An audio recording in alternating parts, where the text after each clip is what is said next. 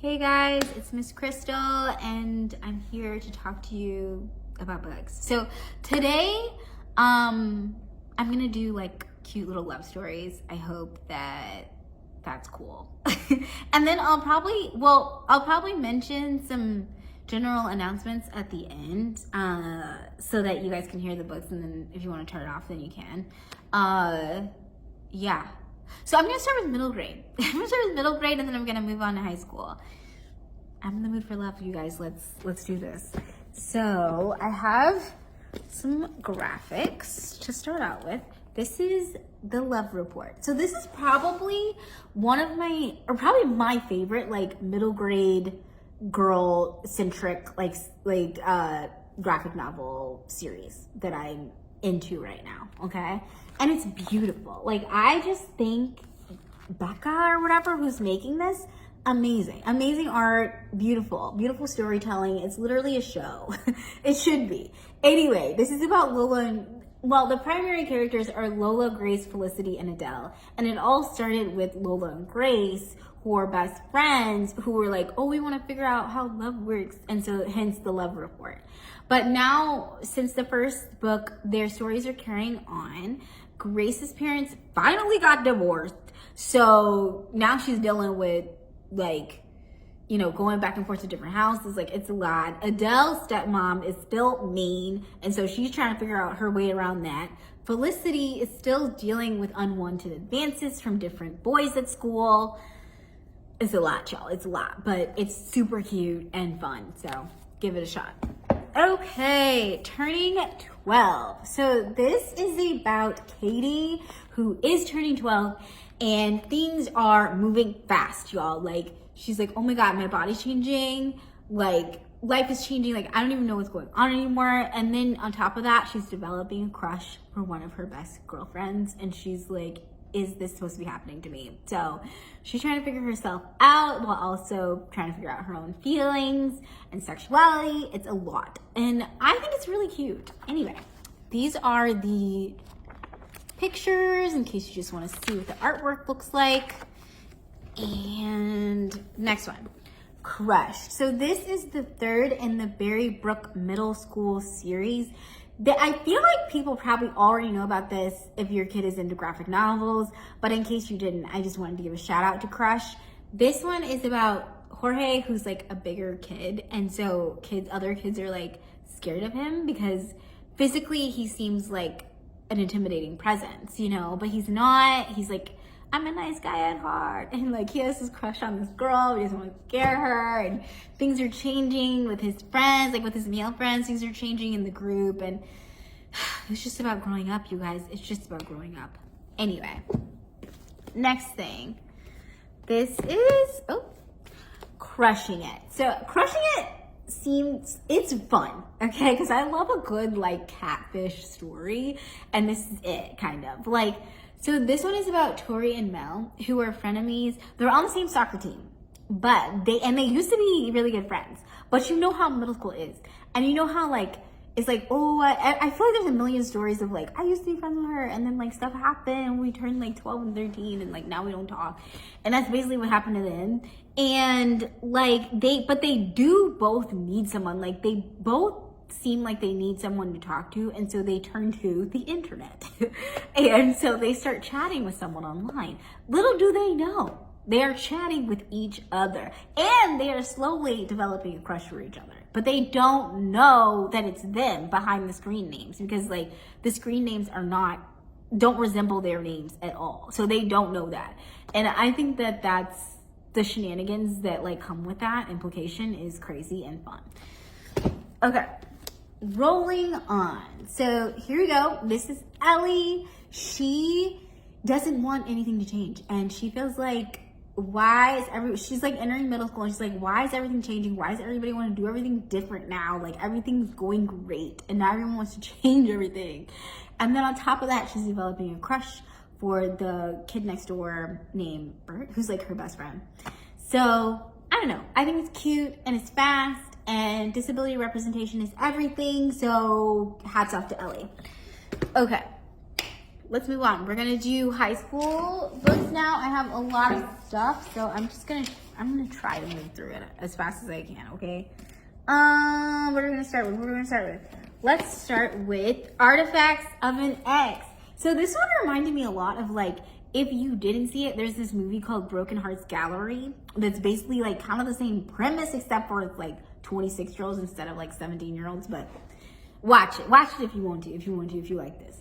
Anyway, this is about Chloe, who she moved from New York to LA, and because of that move, like, she gets broken up with via mail. Like, he mails all stuff to her and is like, yeah, like, relationship over, you know?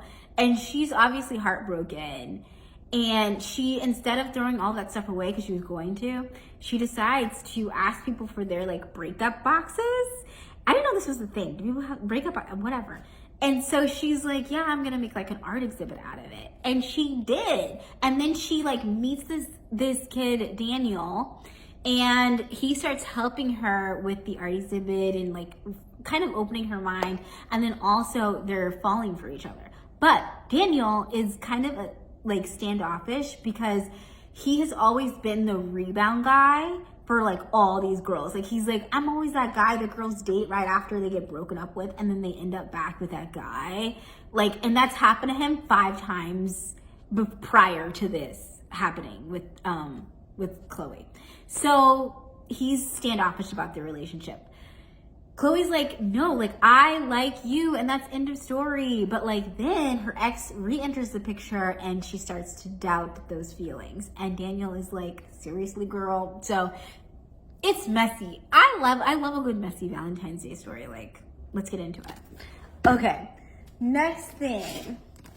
Ronnie Childbury Must Die. This is about, I'm gonna mess up their name. Magna and Ronnie. I think that's how you say their names. Okay, I'm sorry if that's not it. And they are also frenemies, basically.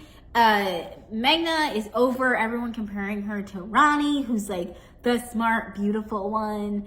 And everyone was always like, you're smart and beautiful, but not as smart and beautiful as Ronnie. And she was like, I hate that. And so that kind of was like the demise of their friendship. And then she's dating a boy named Zach. And Ronnie knows Zach, who is Magna's boyfriend, because he's a family friend. Now, they come to find out that Zach has been kind of playing both of them. And so they are smart girls. And so they decide to make an app that exposes cheaters. And in the process of working together and like trying to seek revenge, they like are kind of falling for each other, which I think is so fun. I feel like it's like the ending of John Tucker Must Die that we like all kind of wanted. You know what I mean? Anyway, here we go. Next thing, I'm not gonna do this one. I don't like it. I'm gonna do this. So, Mismatched. Mismatched is a graphic novel, very, very cute, and it is a retelling of Emma. So this is about Evan, who is a self-proclaimed matchmaker, and he also is a major makeup and lifestyle influencer, and he's just like a general ray of sunshine. You know what I mean? Like, his voice is so much fun in this. It's like a peppy book, and I love it, and it was fun, and it was bubblegum pop, you know? And he is so preoccupied with matchmaking that he's kind of missing his own sort of romance. And yeah, if anyone's ever seen Emma, then you kind of like know what's gonna happen, but still, it's still fun, you know? I love a good retelling. Anyway, and then I'm going to do, so this is kind of honorable mention, but still relevant, is A Silent Voice. So I like was into A Silent Voice. I watched the movie first, and then I read these, and there's only 7, and that's it. Like, I promise, like, they're not making any more of these. And A Silent Voice is about, what was his name? Shoya and Shoka? I'm bad with the names in anime and manga, I'm so sorry. And Shoko is like, Shoya starts bullying Shoka because she is deaf. That's why it's called A Silent Voice. and he's like relentlessly bullying her, like maliciously, like physically maliciously bullying her, and they're in elementary school, and for some reason he just like hates her, and so he kind of runs her out of the school, you know. And then after that happens, the people at the school start to like backlash on him and be like, look at what a bad person you are for running this deaf girl out of school. And so he sees the flip side of like getting relentlessly bullied. And then flash forward 6 years later, he's kind of like introverted now. He doesn't, you know, he's been like bullied into submission and like he's going through his own stuff, and he says he wants to make amends. And so he finds her again. And I don't know, I just think it's so beautiful, and it'll make you cry if you're me. And the movie made me cry. I don't know. You guys watch it, read it, whatever you want to do. The Darkest Part of the Forest. This is my take on romantasy. Kind of dark. I love Holly Black, but if you also like the dark fairies kind of thing, but you don't want to read like a series, this is for you. It's a one and done. And this is set in the land of Fairfold, which is a place where fairies and humans live together. People come to look at this prince fairy prince basically, who's like been in like a state of sleep forever. So I guess it's kind of a retelling of Sleeping Beauty, at least to me it is.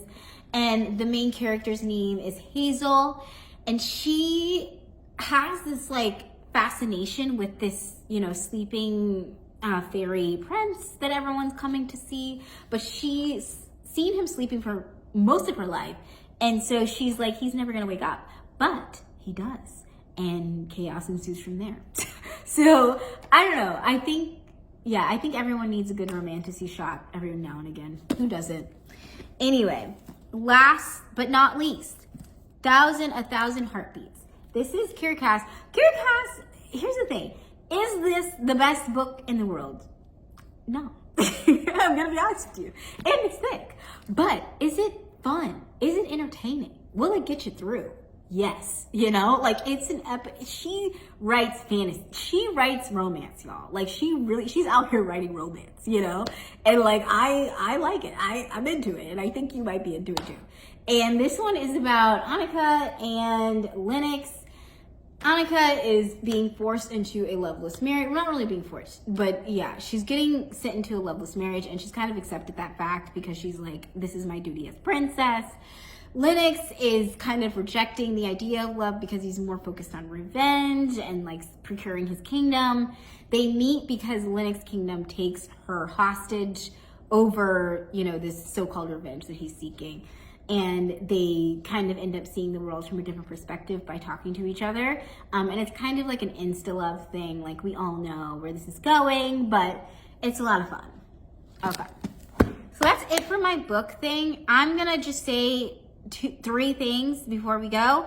International Candy Taste Test. That is a program that is happening on Saturday. It's 2:30 to 4. If you want to come, it sounds really fun. I've seen all the international candy that's going to be there, and it looks really cute. Please sign up because there's a limited amount of candy, okay? Next thing, Valentine's Day Ball. That is more of a drop-in program. We appreciate you signing up, but come through if you want. There's going to be snacks. There's going to be music. There's going to be decorations. It looks very, very cute. It's all ages. It's 4 and up, but that to me means all ages. Okay, Youth Makers Market. So I'm running a spring youth makers market that is going to happen in April, but in order to participate in it and to sell your stuff, you do have to fill out an application. Super simple and easy. I really just need to know a couple things about you, what it is that you're gonna sell, you know, how old you are and things like that. So don't think about it as like some crazy rigorous process. You really fill out this Google form and it's over with. I think that I'm gonna put it up on Facebook and probably like Instagram and a couple other spots, and I'll keep plugging it. You basically have 2 weeks to fill out the application in order to give people enough time. I'm hoping it gives people a month to make what it is that they want to make. So here we go. Anyway, if you stuck with me for this whole video, then like you're a champ, you're a trooper. Love that for you. I'll see you in 2 weeks, I guess. Bye.